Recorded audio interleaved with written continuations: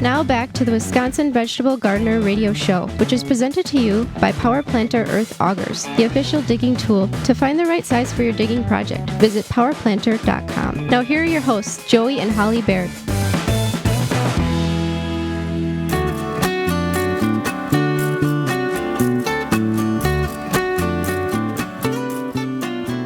Welcome back to the Wisconsin Vegetable Gardener Radio Show.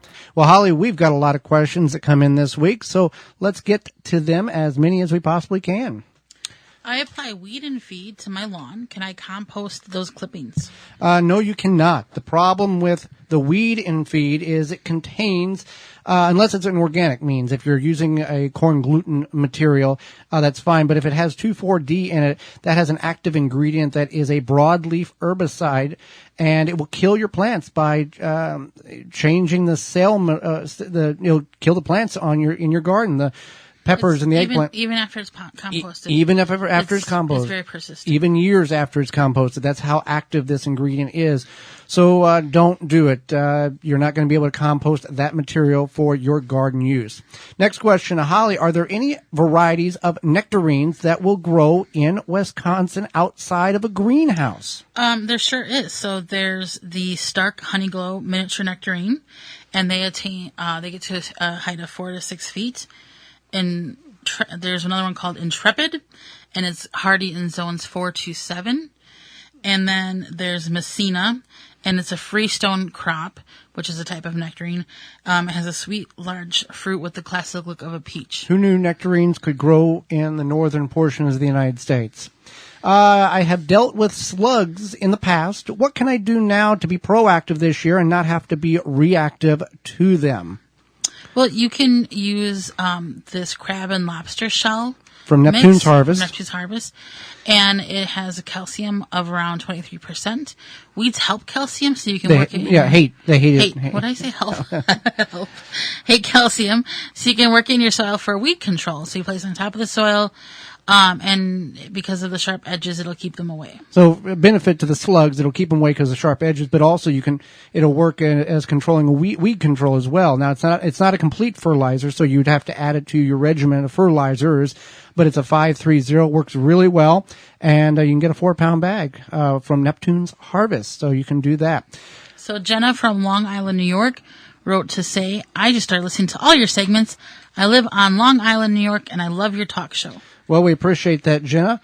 Thank you for listening and letting us know. And if you want to let us know where you're listening from, you can send us an email. If you have a question, you can send us an email as well at gardentalkradio@gmail.com and let us know. Another question is, can seeds be planted a day or two after drying? It all depends on the type of seed. Very open-ended question. There are some seeds in which, if it's dry, then you can go ahead and plant the next day. We've seen in some situations where the seeds begin to germinate inside of the melon, butternut squash, spaghetti squash, that type of thing. So it really depends on the particular type of seed. Some needs to go through cold cycles, some needs to go through cold and warm cycles in order to germinate. So it really depends on the type of variety in which you're trying to regrow. Okay. Also, let's see, in summer of 2019, my squash became covered with a white dust substance, kind of like mold. How can I prevent whatever this substance is this year beforehand so I don't have to figure out what to do afterwards?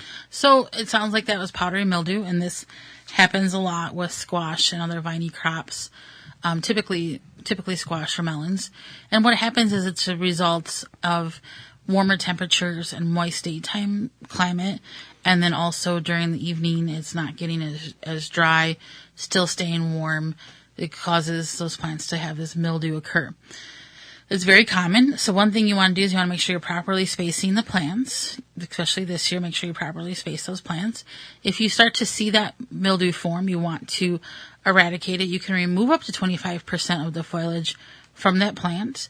You can also find a number of things to use to kind of break up that foliage or break up that mildew.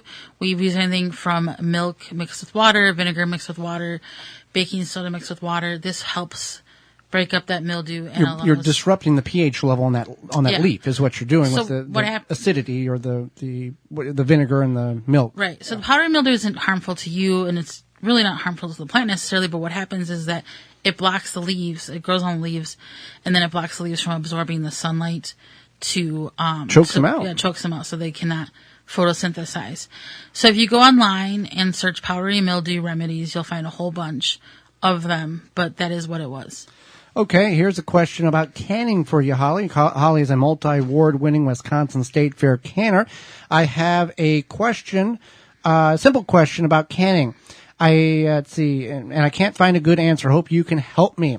If I have a recipe for refrigerator pickles, can I do the canning method with a hot bath canner, pickling the product for the same time length as I did the refrigerator pickles? No.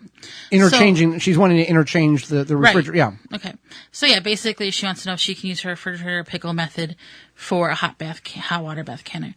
No. So you want to keep the method with the method. So if you have a refrigerator pickle method, you want to leave it at that. If you have a water bath canning method, you want to leave it at that. There's different pH, acidity, sugars added to help it preserve, things like that. So that's how that works. It's not safe to interchange any recipe for another recipe.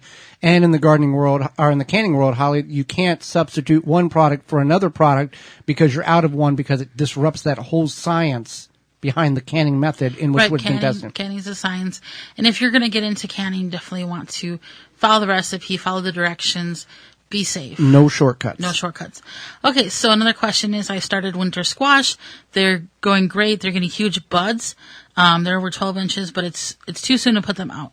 They have these buds. I'm assuming I should pinch the buds off so they survive transplant better. Should I also cut back the vines? You can cut those buds off. It would be best if you just started them in the ground at the right time, but since you're at this position, you can cut some of that vine off.